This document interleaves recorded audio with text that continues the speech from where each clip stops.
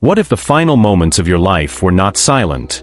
What if the last breath you ever took was not a surrender, but the beginning of a scream that echoed from beyond the grave?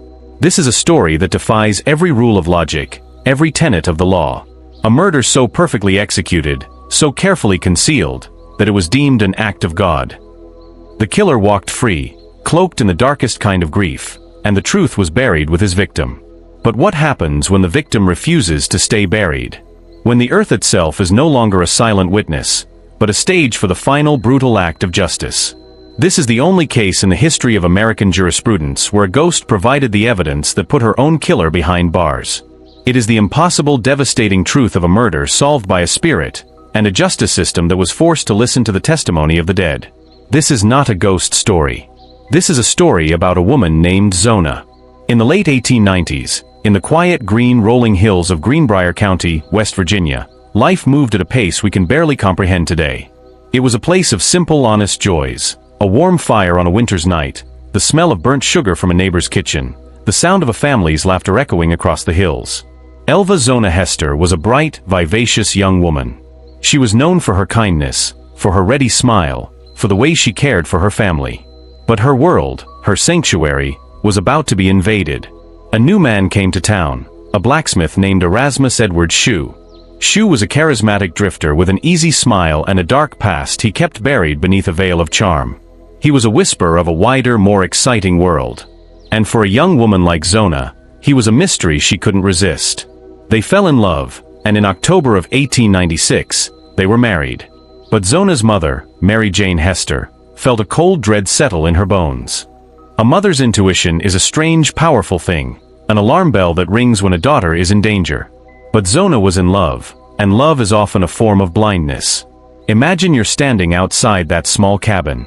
It's January 23, 1897. The air is cold and crisp. Smoke curls lazily from the chimney, a symbol of domestic warmth. Inside, Edward is at his blacksmith shop, and Zona is alone. A young neighborhood boy, Andy Jones, has been sent to the house to run an errand for Edward. He pushes open the front door. The fire has gone out, and the room is filled with a cold that doesn't just touch your skin, it chills your soul. At the foot of the stairs, he finds Zona's body. Her head is tilted to one side, at an unnatural angle. One arm is across her chest. She seems peaceful. Asleep, Meb. But when he calls her name, there's no answer. Panic sets in, a cold dread that spreads through his small body. He runs. He runs out into the biting cold, his feet pounding on the frozen ground. He runs until his lungs burn. He runs from the silence, because he knows it's the kind of silence that will haunt him for the rest of his life. The coroner, Dr. Knapp, arrived and saw a scene of what he believed to be a husband's terrible grief. Edward, sobbing uncontrollably, held his wife's head, refusing to let the doctor conduct a proper examination. The doctor, swayed by the spectacle of sorrow, ruled the cause of death as everlasting faint. The case was closed. But this was just the first piece of evidence, the first blood-red flag, that was dismissed, ignored, and buried with Zona herself.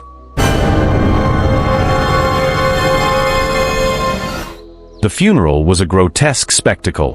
While others wept, Edward seemed to be conducting a macabre performance. He wouldn't let anyone dress his wife for burial, insisting on a high-collared dress and a stiff veil. He even placed a pillow beside her head in the casket, saying it was her favorite. But a more cynical eye might see these actions not as signs of love, but as attempts at concealment. They were the first in a series of tiny, almost imperceptible betrayals. But Mary Jane Heaster, Zona's mother, refused to accept this. A mother's grief isn't a passive thing, it's an active, burning question. And for Mary Jane, that question became an obsession. The heavy silence in her home was broken only by the unanswered phone calls she made to the authorities that felt like daggers in her heart. This is where the story descends from tragedy into something else entirely. Something that defies every rational explanation. 4 nights in a row, Mary Jane had the same dream.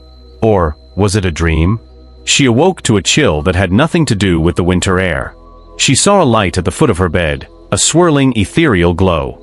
Her daughter, Zona, stood before her, not as a beautiful memory, but as a chilling, tangible reality. This apparition told a story of brutal violence, of an argument over a dinner of meat. The ghostly Zona pointed a ghostly finger at her husband, Edward. He hadn't loved her, he had beaten her. On that final night, he had snapped in a rage and with his bare hands, had broken her neck. And then, in a devastating moment of spectral evidence, the ghost of Zona slowly turned her head around, a full 180 degrees. It was a visual so horrifying, so final, that it could not be unseen. Mary Jane, a deeply religious woman who had never believed in ghosts, suddenly found herself with an impossible truth. She went to the county prosecutor, John Preston, and spent hours recounting the terrifying visitation. She was a mother, desperate for justice, armed with a story that sounded like madness. She was a woman against a system, armed with nothing but the words of the dead. Prosecutor Preston, a man of facts and evidence, had no reason to believe her. He had a closed case, a signed death certificate. But he also had a man, Edward Shue, whose past was a tapestry of lies and violence. He had been previously married twice, his first wife claiming extreme domestic abuse. Preston saw the red flags that others had ignored.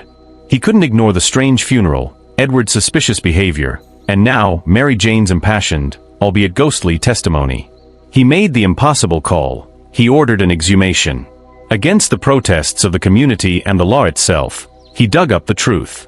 And when Zona's body was examined, the truth was laid bare.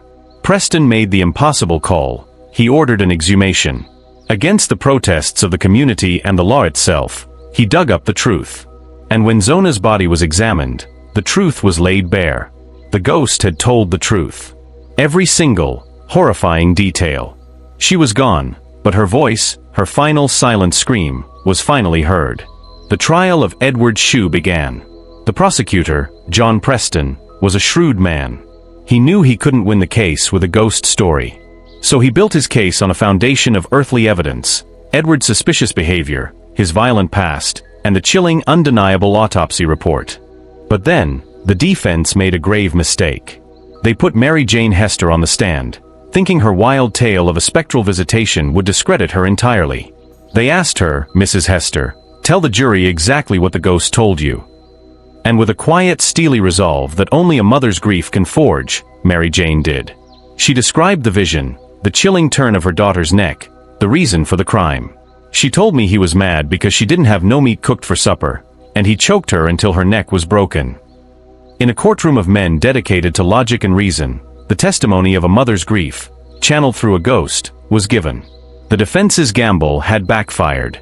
Instead of making her seem insane, her testimony, backed by the undeniable physical evidence, made her seem honest, desperate, and tragically right. The jury, faced with a mountain of circumstantial evidence and a mother's impossible truth, was left with a single unanswerable question. They deliberated for just over an hour. Edward Shue was found guilty of murder. He was sentenced to life in prison and died in his cell just 3 years later. The ghost of Zona Shue didn't just solve a murder. She brought a broken family justice. She became an echo of the injustices she had suffered in life, but this time, an echo so loud that the world couldn't ignore it. The ultimate human cost was paid not just by Zona, but by everyone who had to face the unthinkable truth, that sometimes, the only way to find justice is to listen to a voice from beyond the grave. The story of the Greenbrier Ghost lives on, not just as a legend, but as a chilling reminder of the blurry line between our world and whatever comes next. It's a story about a mother who refused to let her daughter be silenced, and a legal system that was forced to admit that maybe, just maybe, there are forces at work we can't fully understand.